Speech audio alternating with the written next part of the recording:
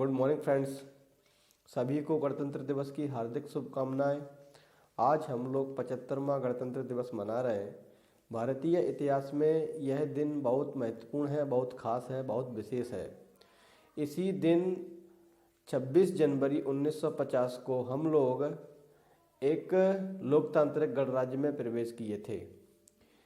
हमारे महापुरुषों ने 2 वर्ष 11 माह 18 दिन के कठिन परिश्रम से हमें दुनिया का सबसे बड़ा लिखित संविधान प्रदान किया है और उसी संविधान से आज भारत का शासन संचालित होता है।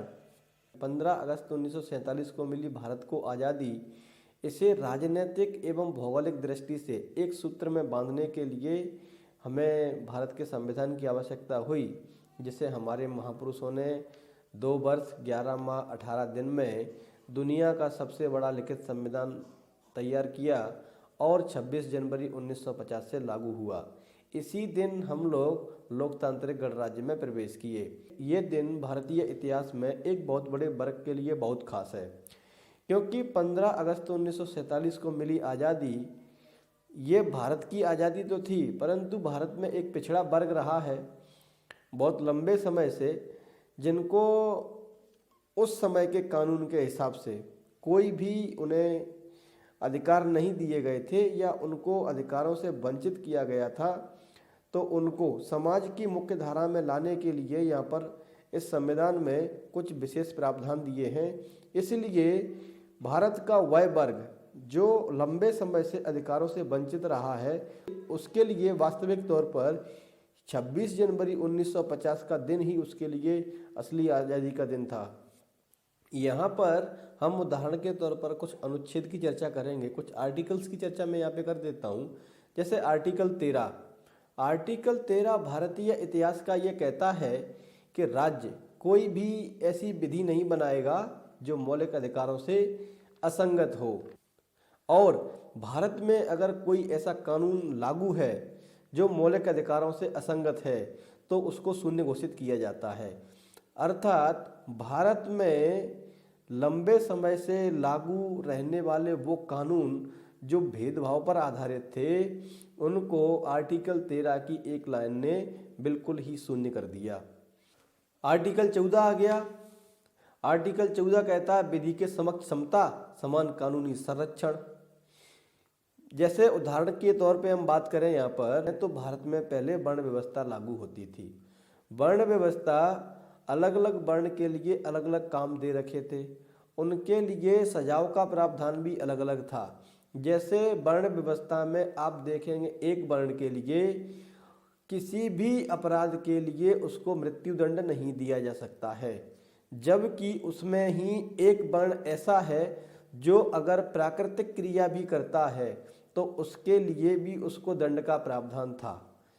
अर्थात भारत का आर्टिकल 14 विधि के समक्ष समता और समान कानूनी संरक्षण, इसने वर्ण व्यवस्था को खत्म करके ऊंच नीच के भेद को मिटा करके सभी को कानून के समक्ष समानता पर खड़ा कर दिया।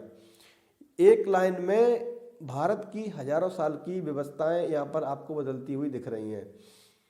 भारत में जन्म और मूल वंश, लिंग, इनके आधार पर भी भेदभाव होता था।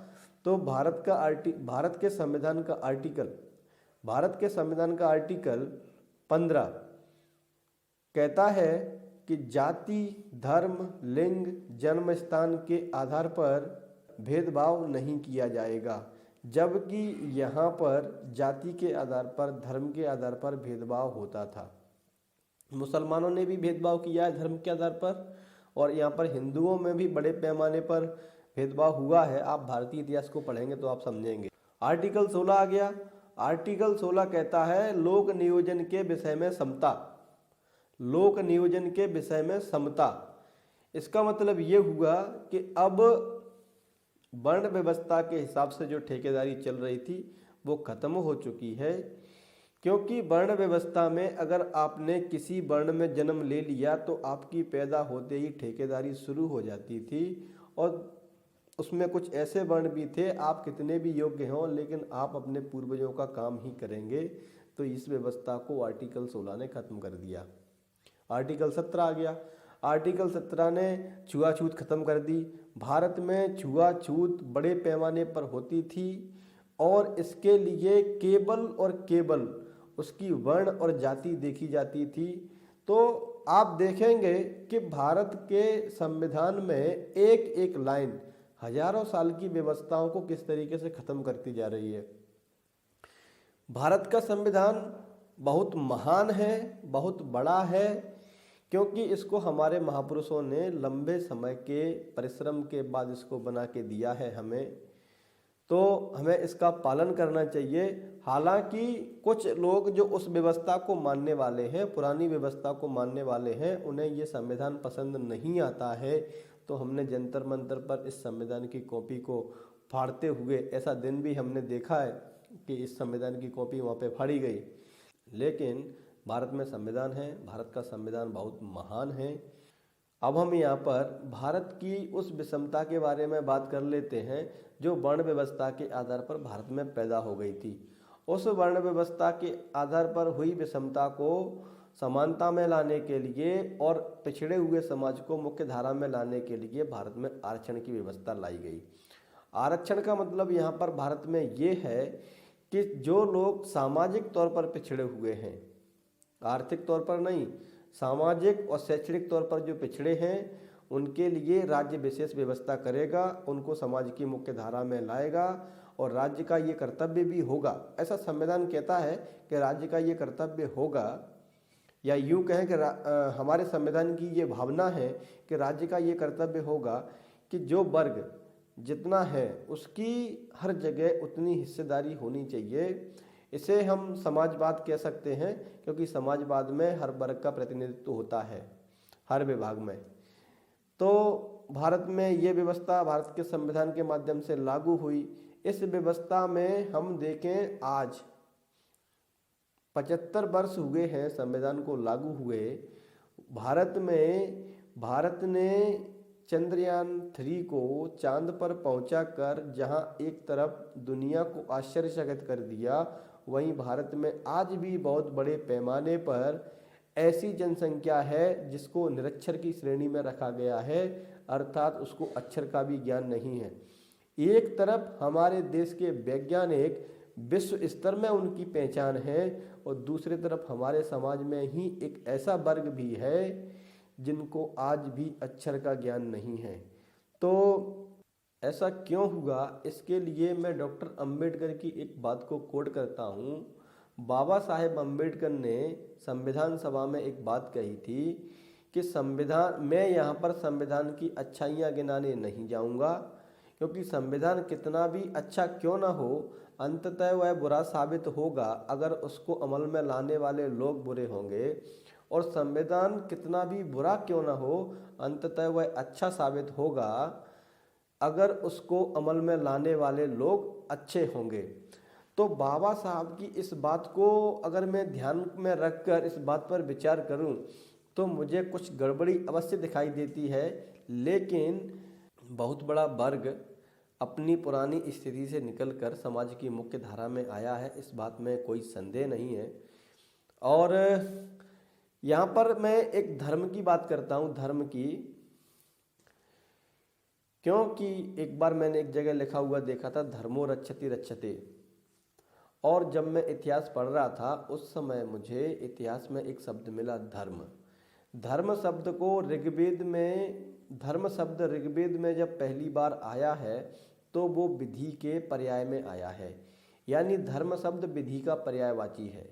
भारत में धर्म शब्द को अलग अर्थों में उपयोग किया जा रहा है या लोगों को अलग तरीके से बताया जा रहा है, हालांकि धर्म शब्द काम अपना विधि के रूप में ही कर रहा है।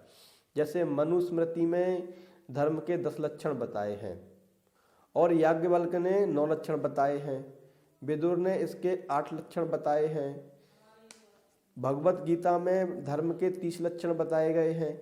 इसके बाद में आप और देखेंगे तो इसको सेपरेट भी कर दिया है कई जगह, जैसे धर्म न दूसरा सत्य समाना, परहित सरिस धर्म नहीं भाई, और अहिंसा परमो धर्मा। इस तरीके से धर्म को इस्तेमाल में लाया जा रहा है, लेकिन धर्म शब्द का मूल अर्थ विधि से है। जो लोग ये कहते हैं कि हमें धर्म की रक्षा करनी चाहिए तो धर्म हमारी रक्षा करेगा, ये इस धर्म की बात नहीं कर रहे हैं। यहाँ धर्म से मतलब उनके कानून से है, उनके विधान से है, जिसको अभी तक वो लोग चला रहे थे। यानी भारत में संविधान लागू होने से पहले जो भी कानून लागू था उसको ही धर्म कहते हैं। और धर्म में अगर उस धर्म के हिसाब से देखा जाए तो भारत का संविधान भी धर्म है, क्योंकि धर्म से मतलब विधि है, विधि मतलब एक तरह से कानून। और कानून, अब इसमें मैं तुम्हें अलग से ये बता देता हूँ, यहाँ धर्म शब्द से मतलब कानून से है। आप देखिए कि संविधान में हमें अधिकार दिए हैं, हमें मान लो मौलिक अधिकार संविधान देता है, तो हमें मौलिक अधिकार कब मिलेंगे? जब संविधान रहेगा, और संविधान होगा तो हमें मौलिक अधिकार मिलेंगे। यानी संविधान को रहना होगा तो हमें मौलिक अधिकार मिलेंगे। तो वहाँ पर यही बात की गई है कि धर्मो रक्षति रक्षता, जिस प्रकार से धर्म उनकी रक्षा करता है, यानी धर्म से मतलब कानून है, जिस प्रकार से कानून उनकी रक्षा करता है तो हमें कानून की रक्षा करनी चाहिए। कानून की रक्षा किस प्रकार से करनी चाहिए? जैसे मान लो भारत का संविधान है, अब भारत के संविधान को जंतर मंतर पर जब फाड़ा गया, उसकी कॉपी, भारत के संविधान की कॉपी को जब जंतर मंतर पे फाड़ा गया तो इसका बड़े पैमाने पर विरोध हुआ। यानी वो धर्म की पुस्तक यानी कि संविधान, जिसको कुछ लोग नहीं चाहते थे कि भारत में ये संविधान लागू रहे, तो उसके विरोध में कुछ लोगों ने आंदोलन किया और उनकी आलोचना भी की कि उन्हें ऐसा नहीं करना चाहिए था। हालांकि इसके विषय में मैं ज़्यादा कुछ बोलूँगा नहीं, लेकिन आप ये समझिए कि जिस वर्ग को लगता है कि संविधान जब तक रहेगा तब तक हमारे अधिकार सुरक्षित हैं, तो उन्होंने उस काम को किया। ऐसे ही भारत में एक वर्ग आज भी है जो पुरानी व्यवस्था को लाना चाहता है। वो जो धर्म की बात करते हैं, असल में धर्म और कुछ नहीं है, उनका पुराना कानून ही है, वही धर्म है। तो मैं आज के दिन केवल इतना ही कहना चाहता हूँ कि हमारा देश, हमारा संविधान, हमारा भारत बहुत महान है। हमें अपने संविधान का, हमें अपने झंडे का, हमें अपने राष्ट्रगान का सम्मान करना चाहिए और हमें अपना आचरण संविधान के अनुसार ही करना चाहिए। हमें अपने मौलिक कर्तव्यों का पालन करने की कोशिश करनी चाहिए। इसी के साथ में मैं आपको भारत का संविधान आप सभी लोगों को पढ़ना चाहिए, ये सलाह देता हूँ, ये निवेदन करता हूँ, क्योंकि जब भारत के संविधान को हम जानेंगे तो हम उसकी अच्छाइयों को भी जानेंगे। हम लोग क्या करते हैं कि सुनते रहते हैं कि भारत के संविधान से किसी का भला होने वाला है नहीं और ना ही इससे किसी का भला हुआ है। तो ये केवल और केवल एक प्रोपेगेंडा है, ये केवल और केवल लोगों को बहकाने वाली बातें हैं। हमें संविधान में पूरी आस्था रखनी चाहिए, हमें संविधान पर विश्वास करना चाहिए, हमें संविधान का सम्मान करना चाहिए। और इस प्रकार के वीडियो देखने के लिए हमारे चैनल को सब्सक्राइब करना चाहिए। बहुत बहुत धन्यवाद। जय हिंद, जय संविधान।